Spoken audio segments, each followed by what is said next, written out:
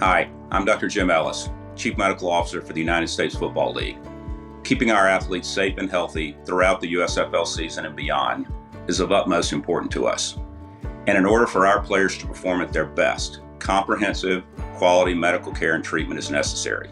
We do this by using supplies and equipment, including automated external defibrillators, which are critical in getting our players back on the field after injuries.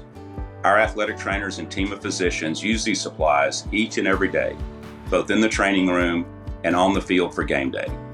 Because of our relationship with Schein Medical's athletics and schools business, we're able to continue maintaining the highest standards of medical care.